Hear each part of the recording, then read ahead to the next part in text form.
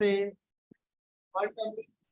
Sir high level, Python is a high level programming language. अब बाकी सब भूल जाओ, बाकी कुछ हाई नहीं लिखा हुआ, सिर्फ यही लिखा हुआ है कि पाइथन एक हाई लेवल लैंग्वेज होती है और इसी को फोकस करना है। इसका मतलब क्या है ये समझना है। तो इस वर्ड को समझने से पहले हमें यह सीखना होगा कि देखिए ये हमारा है सीपीयू, ठीक है, और ये है हम और आप लोग।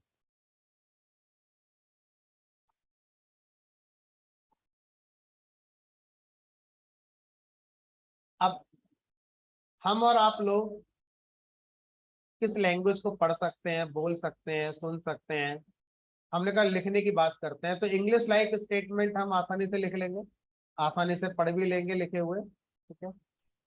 अब अगर हम सीपीयू की बात करें तो मान लीजिए मैंने कुछ प्रोग्राम में लिखा, एक प्रोग्राम बनाया और उस प्रोग्राम में लिख दिया मैंने ABCD 1 2 3 4 प्लस माइनस ऐसे सिंबल्स का यूज करके, ऐसे करेक्टर का यूज करके मैंने कोई प्रोग्राम बनाया।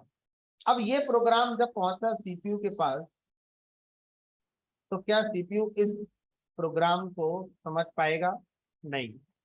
क्यों? क्योंकि CPU can understand machine code, CPU can not understand English like statement like ABCD 1 2 3 4। क्या करना होगा हमें? सीपीयू जिस को समझता है उसमें कोड करना होगा।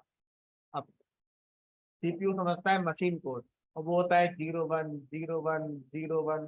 तो एज ए प्रोग्रामर अगर मैं 0 1 में कोड बनाऊंगा और फिर सीपीयू को दूंगा तो ये समझ में आ जाएगा सीपीयू को, लेकिन सर मेरी समझ में नहीं आएगा ना, क्योंकि तो प्रोग्राम लिखने वाला तो मैं हूँ, मेरी भी तो समझ में आना चाहिए, मैं लिख के आ रहा हूँ। तो ऐसे तो सर ये प्रॉब्लम कभी सॉल्व भी नहीं होगी। प्रोग्रामर कभी नहीं चाहेगा कि वो 0 1 में प्रोग्राम बनाए। सीपीयू हमेशा यही कहेगा कि मुझे आप जो भी दे रहे हो वो 0 1 में लिख कर देना। तो अब यहाँ पर सबसे पहले क्या करा गया, दो टर्म्स बनाए गए। अगर कुछ आप ऐसा लिखते हैं जो ह्यूमन रीडेबल होता है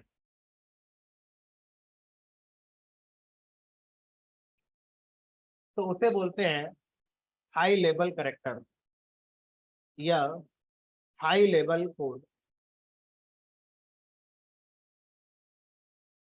और जो हमारे सीपीयू को समझ में आएगा उसे हमने बोला लो लेवल कोड या लो लेवल करेक्टर। तो सबसे पहले हाई लेवल और लो लेवल का मीनिंग क्या है ये हमें समझना है, जो कि समझ में आ रहा है। हाई लेवल का मतलब होता है वो करेक्टर जिनको एज ह्यूमन हम लोग समझ सकते हैं, इंग्लिश लाइक स्टेटमेंट।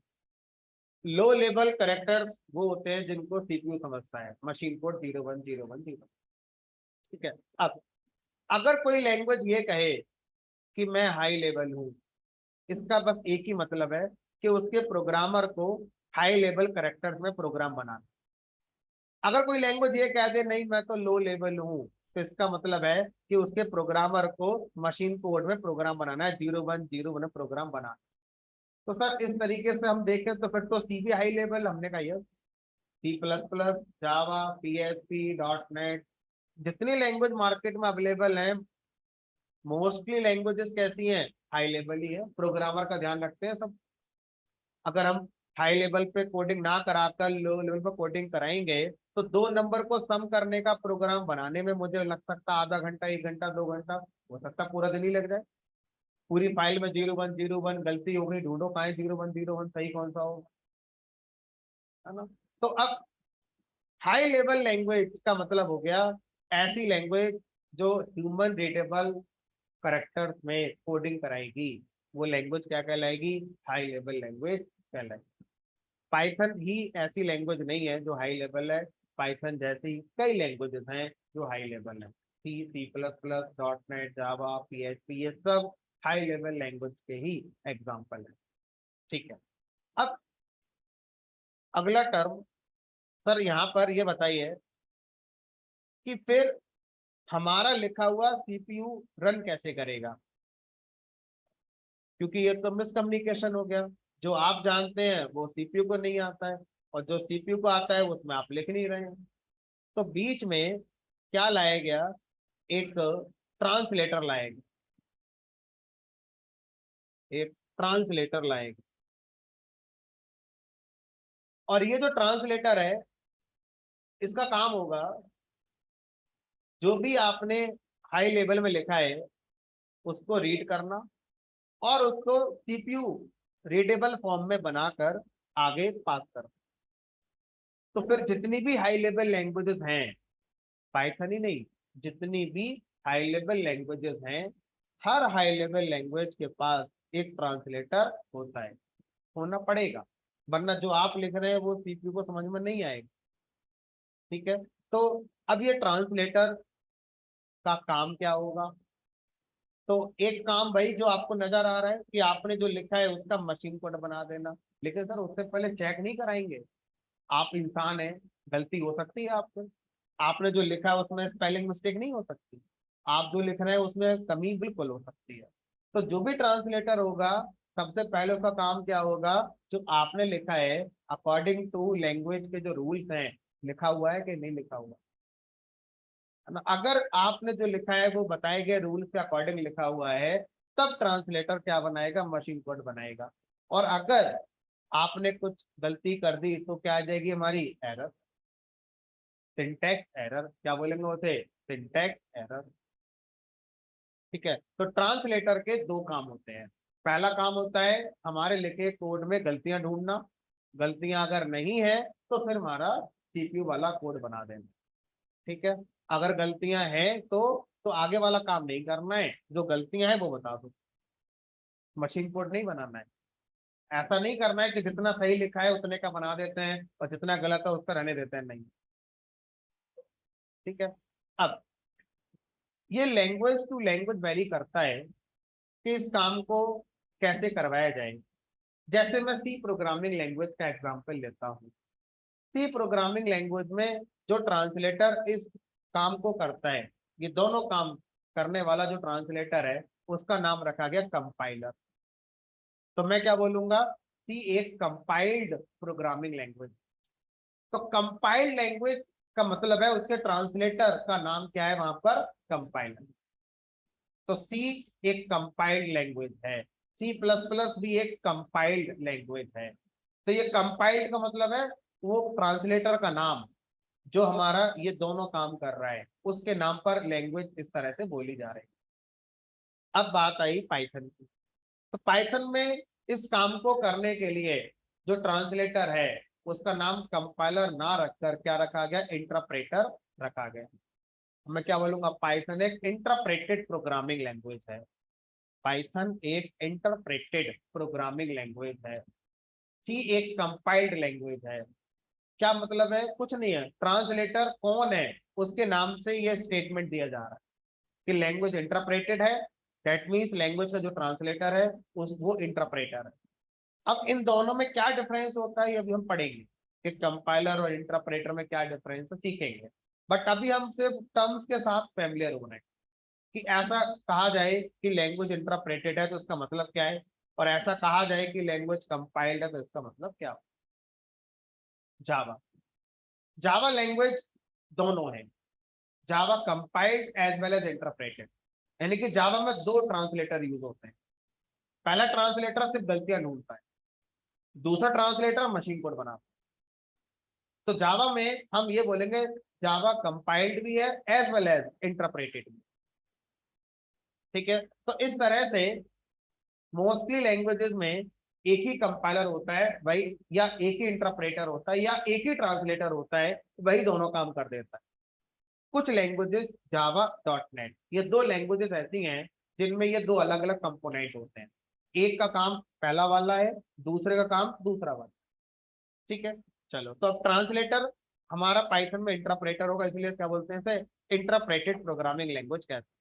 अभी इंटरप्रेटर के बारे में डिटेल में पढ़ेंगे। पहला वर्ड पूरा हो गया, दूसरा वर्ड, पाइथन एक जनरल पर्पस प्रोग्रामिंग लैंग्वेज है। इसका क्या मीनिंग होगा,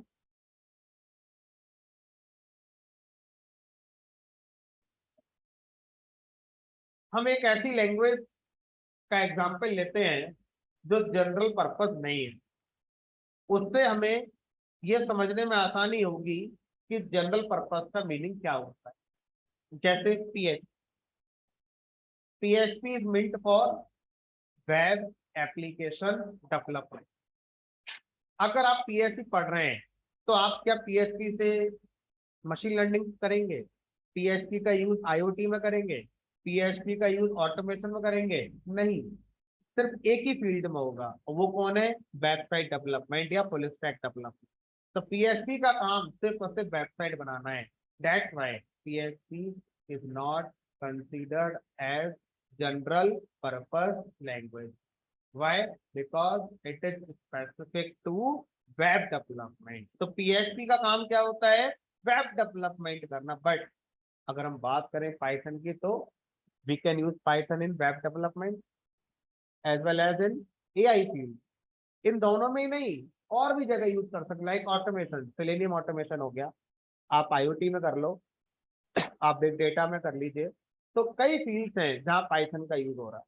तो अगर कोई भी लैंग्वेज मल्टीपल फील्ड्स में यूज होती है तो हम क्या बोलते हैं? उसे जनरल पर्पस लैंग्वेज कहते हैं।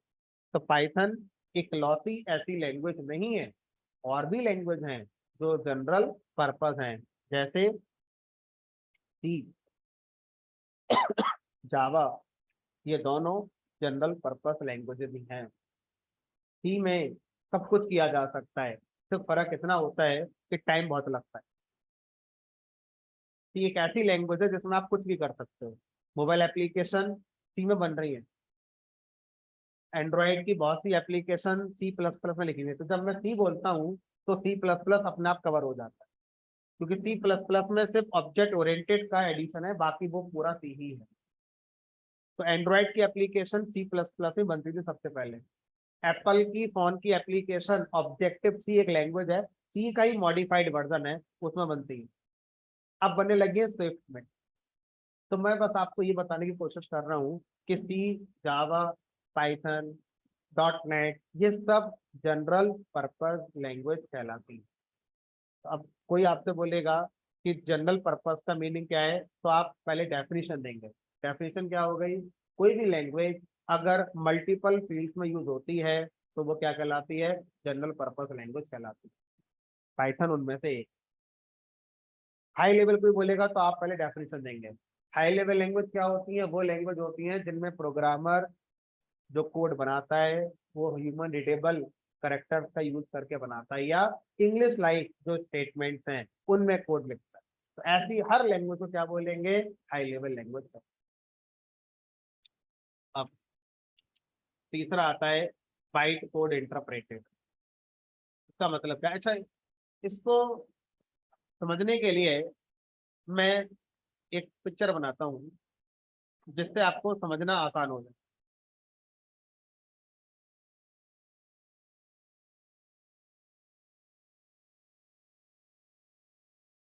तो मैं ये नहीं मान के चल रहा कि आपको बहुत ज्यादा टेक्निकल नॉलेज है पहले से, बट एक ओवरव्यू है, ऐसा मैं मान के चल रहा हूँ। मान लीजिए ये मेरा इंटरप्रेटर है,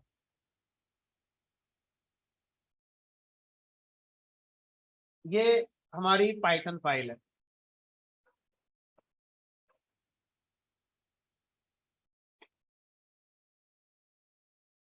ये मेरा पाइथन प्रोग्राम है। अब हमने पाइथन प्रोग्राम को लिखा होगा इंग्लिश लाइक स्टेटमेंट, प्रिंट लगाया होगा, इंट फ्लोट लिखा होगा, XYZ लिखा होगा, प्लस माइनस सिंबल लगाए होंगे। अब ये है हमारा CPU। हमारे प्रोग्राम को CPU पर रन करना है, बीच में इंटरप्रेटर। हमने अपना प्रोग्राम जब इंटरप्रेटर को दिया तो सबसे पहले इंटरप्रेटर अपने अंदर एक कंपोनेंट यूज करता है, और उस कंपोनेंट का नाम है कंपाइलर। तो अब अगर कोई आपसे पूछता है कि आप पाइथन कंपाइल होती है, क्योंकि पाइथन तो इंटरप्रेटेड लैंग्वेज है, आंसर देंगे यस।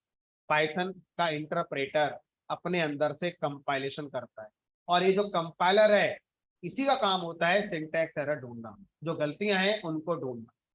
तो जो कंपाइलर क्या करेगा, ये हमारा एरर बताएगा, जो भी हमने लिखा है गलत वो बताएगा। क्या बोलते हैं उसे, सिंटैक्स। अगर कोई भी सिंटैक्स एरर आई तो आगे का प्रोसेस नहीं होगा, सीपीयू तक कुछ नहीं जाएगा, और जो भी गलतियां हैं वो हमें बता दी जाएंगी और आगे का प्रोसेस बंद हो जाएगा, मशीन कोड नहीं बनेगा। अगर कोई गलती नहीं हुई मेरे लिखे हुए प्रोग्राम में, अब कंपाइलर हमारे कोड को इनक्रिप्ट कर देता है। अब वो एबीसीडी में नहीं रह गया और उसको इनक्रिप्ट कर दिया जाता है, एक दूसरे फॉर्मेट में ले आता, और उस दूसरे फॉर्मेट को हम इनक्रिप्टेड फॉर्मेट या एक फैंसी नाम दिया गया बाइट। तो बाइट कोड क्या है, कुछ नहीं है, हमारे लिखे प्रोग्राम का एक इनक्रिप्टेड वर्जन है बाइट। अब ये जो बाइट कोड है ये हमारा मशीन कोड नहीं होता है। अगर मैं सीपीयू को ये वाला कोड दे दूंगा तो चलेगा नहीं, अभी भी नहीं चलेगा। तो फिर बनाया क्यों? आपके वाले प्रोग्राम में और इस बाइट कोड में क्या फर्क रह गया फिर? फर्क है।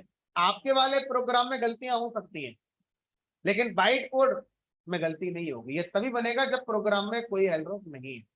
ये मशीन कोड नहीं है। ये सही है कि ये अभी एग्जीक्यूट नहीं हो सकता बाई सीपीयू, लेकिन इस बात की गारंटी है कि अगर ये बन गया है तो आपके प्रोग्राम में कोई एरर नहीं। और आपका जो प्रोग्राम ये बना हुआ है अभी ये सीपीयू रन नहीं कर सकता, लेकिन गारंटी क्या है कि इसमें जो लिखा है वो सब सही होगा? गलत भी हो सकता है। इसलिए एक बीच का कोड बना, बीच का कोड। क्यों बीच का कोड क्यों कह रहे हो उसे?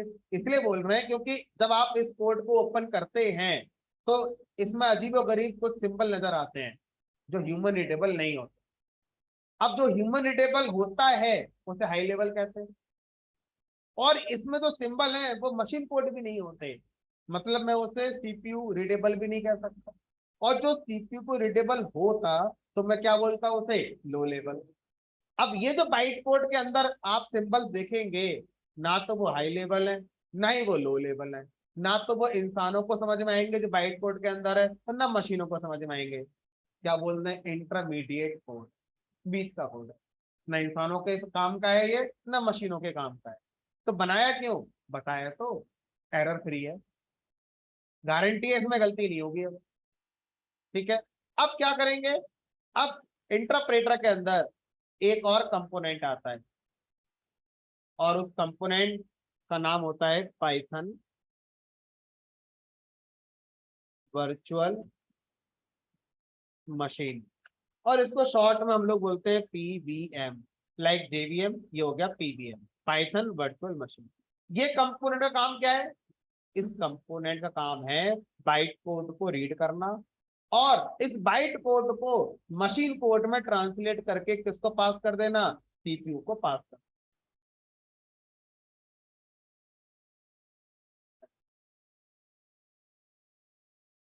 तो अब अगर आपसे कहा जाए कि पाइथन में हम जो प्रोग्राम बनाएंगे वो कैसे रन होगा, तो आउटर पिक्चर आप यही बताएंगे कि हम अपने प्रोग्राम को इंटरप्रेटर को देंगे, इंटरप्रेटर उसका मशीन कोड बनाएगा, वो मशीन कोड सीपीयू से रन करा दिया जाएगा। तो हमारे लिए तो इंटरप्रेटर सब कुछ है, तो हम ये बोलेंगे कि पाइथन के प्रोग्राम को रन करने के लिए हमें क्या चाहिए, इंटरप्रेटर चाहिए। इंटरप्रेटर सीपीयू नहीं होता, वो रन नहीं करता है, वो हमारे कोड को रन होने लायक बनाता है। तो हम उसे क्या मान लेते हैं, यही है हमारे लिए जो कुछ है। तो हम क्या बोलेंगे कि इंटरप्रेटर हमारे प्रोग्राम को रन कर रहा है। तो ऐसा कहने में कुछ गलत नहीं माना जाता।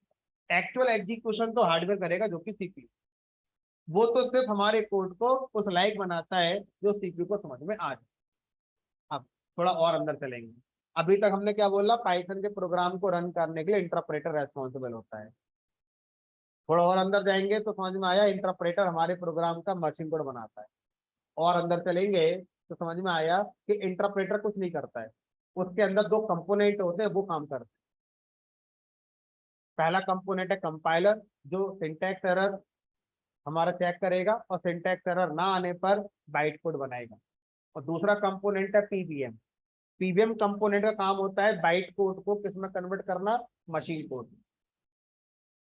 ठीक है। तो अब अगर आपसे ये कह दिया जाए कि पाइथन एक इंटरप्रेटेड प्रोग्रामिंग लैंग्वेज है, और आपसे कह दिया जाए पाइथन एक byte code interpreted programming language है, तो आउटर लेवल पर दोनों का मतलब एक है, लेकिन बाइट कोड इंटरप्रेटेड है ये ज्यादा बेटर है, क्योंकि इसमें यह फील आ रहा है कि आपका प्रोग्राम सीधा मशीन कोड में ट्रांसलेट नहीं होता है, बीच में कोई बनता है, और जो बीच में बनता है उसको क्या बोलते हैं, बाइट।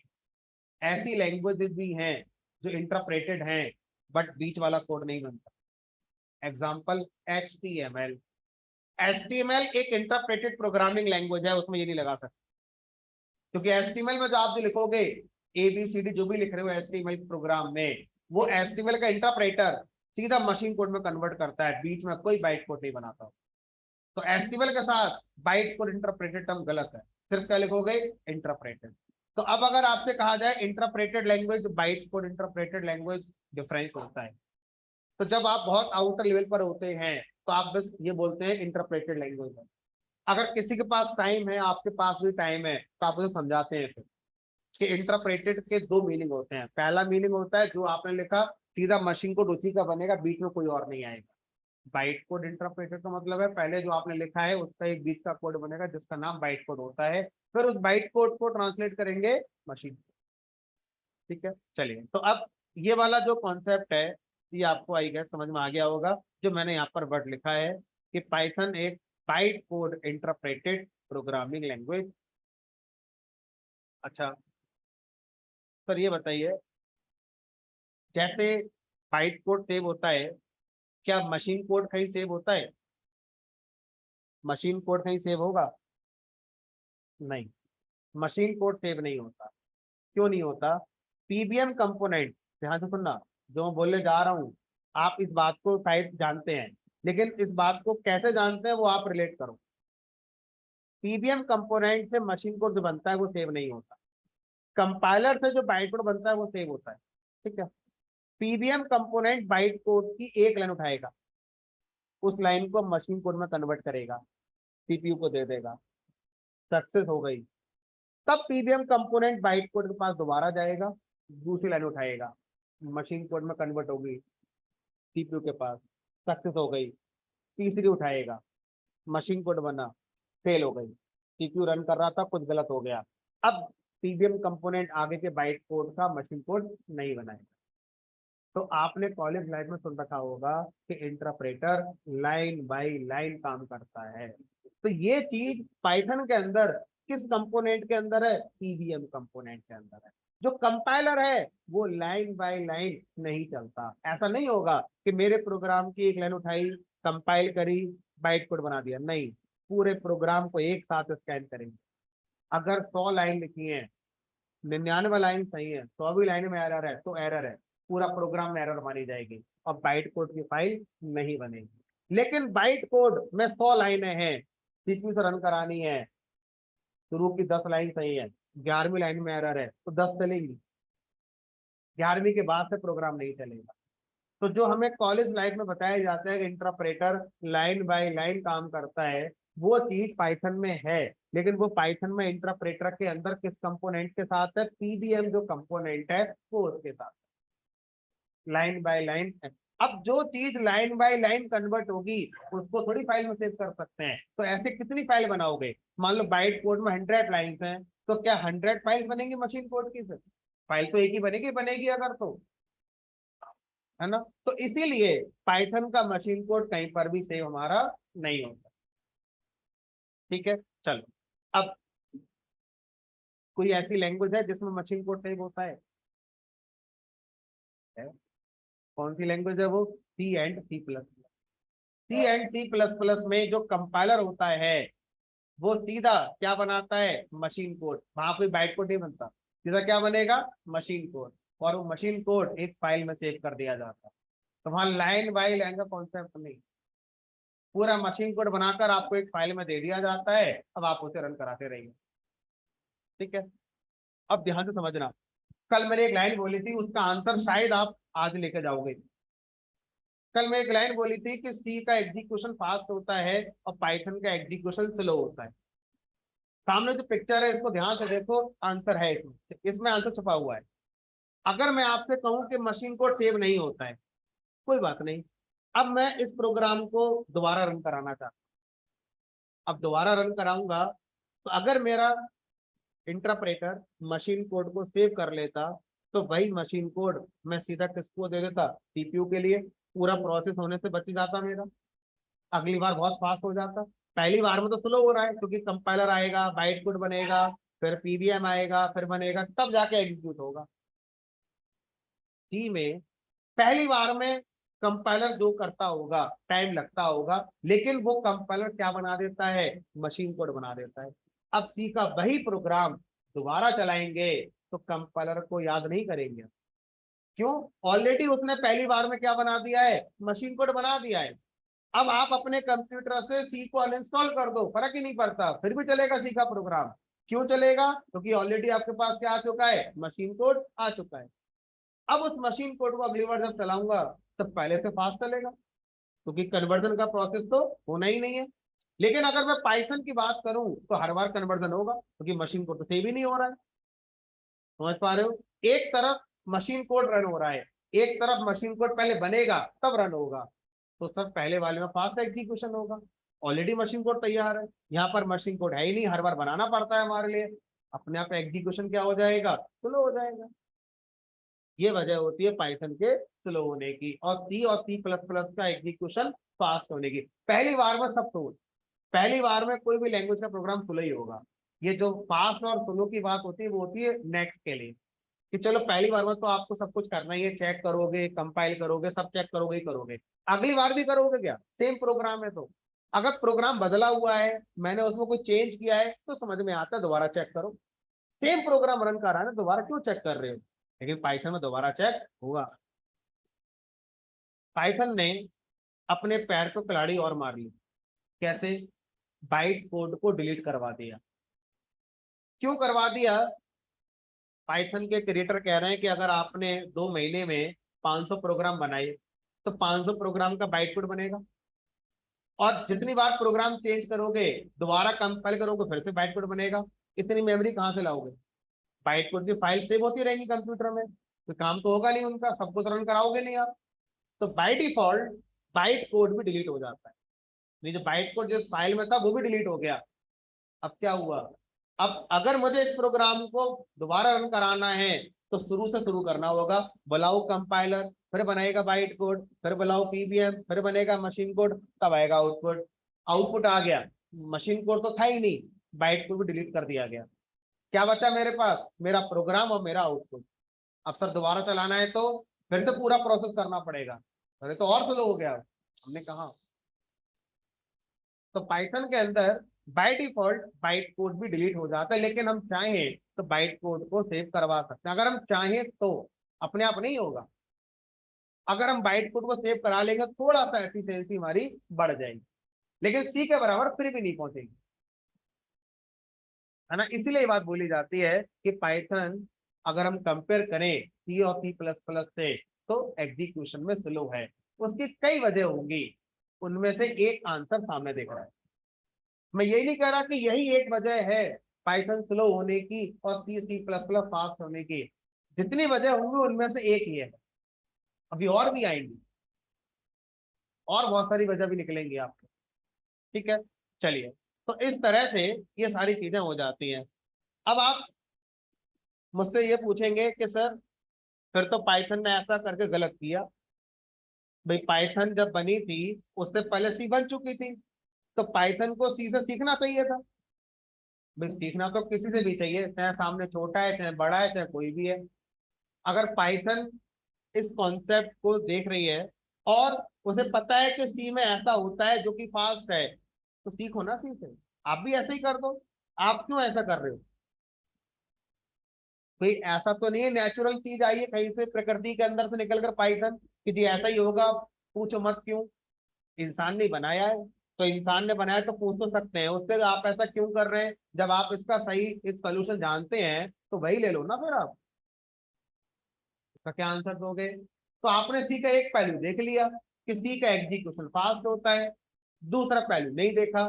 अब मैं दिखाता हूं आपको दूसरा पहलू सी का। मान लीजिए जो मशीन कोड बना, इसको सेव करना पड़ेगा। अब मशीन कोड को जब सेव किया जाता है तो एक रूल आता है, वो रूल क्या आता है कि वो मशीन कोड जिस फाइल में सेव होगा वो फाइल ओएस डिपेंडेंट होगी। Example, machine code Windows computer पे सेव करना है, तो विंडोज कंप्यूटर में कौन सी फाइल ऑपरेटिंग सिस्टम समझता है, .exe। अब मुझे मशीन कोड को सेव करना होगा .exe फॉर्मेट की फाइल में, कर देते हैं, कोई दिक्कत नहीं है। दिक्कत अब आएगी जब मैं इसको पेन ड्राइव में कॉपी करूंगा और लेकर जाऊंगा लाइनेक्स पर। लाइनेक्स पर भी सीपीयू मिलेगा, वो भी 01 जानता होगा, लेकिन exe फाइल को रन नहीं करेगा। क्यों? क्योंकि लाइनेक्स .exe को नहीं समझता। लाइनेक्स मशीन कोड रन कराएगा, लेकिन वो मशीन कोड किस फॉर्मेट में होना चाहिए, .rpm, उसके अपना फॉर्मेट होता है।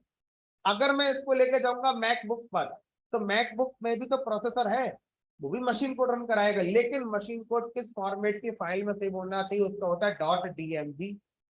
अब करो कैसे करोगे? तो अगर आपने मशीन कोड सेव कराने की सोची, तो आपके दिमाग में एक चीज आएगी, एग्जीक्यूशन फास्ट। दूसरी भी आनी चाहिए कि अब ये प्लेटफॉर्म डिपेंडेंट हो गया, अब ये किसी और पे नहीं चलेगा।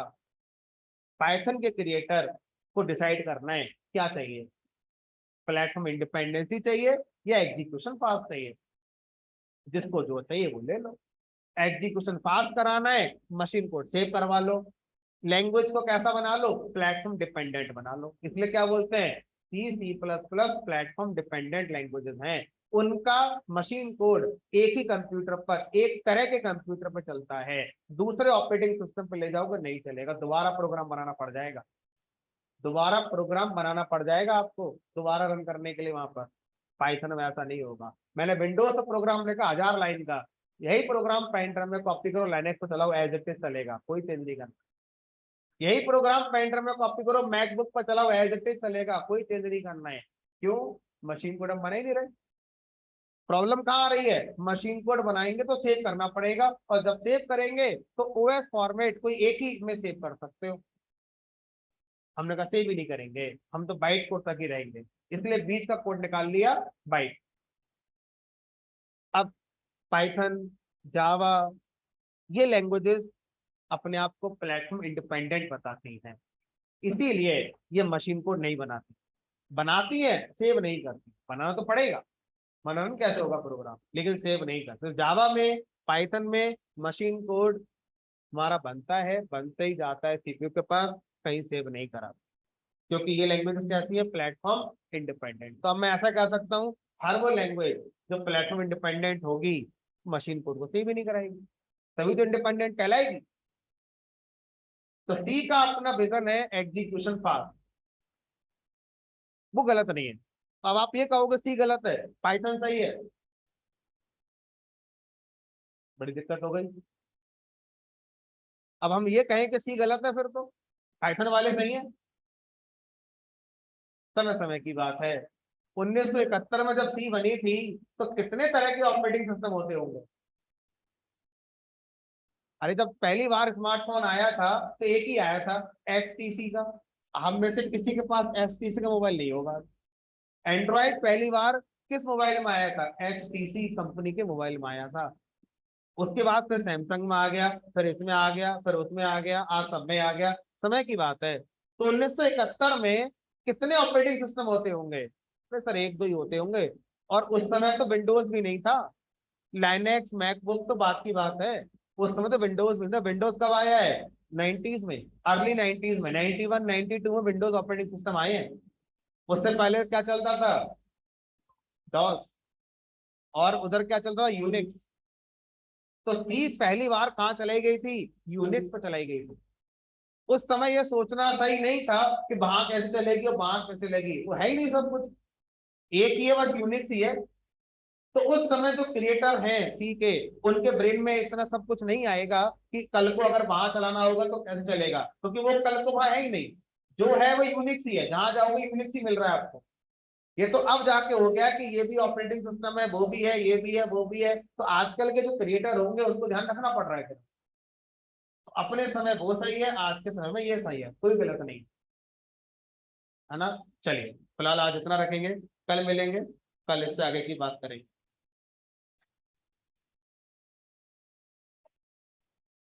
जाते हुए ध्यान रखिएगा,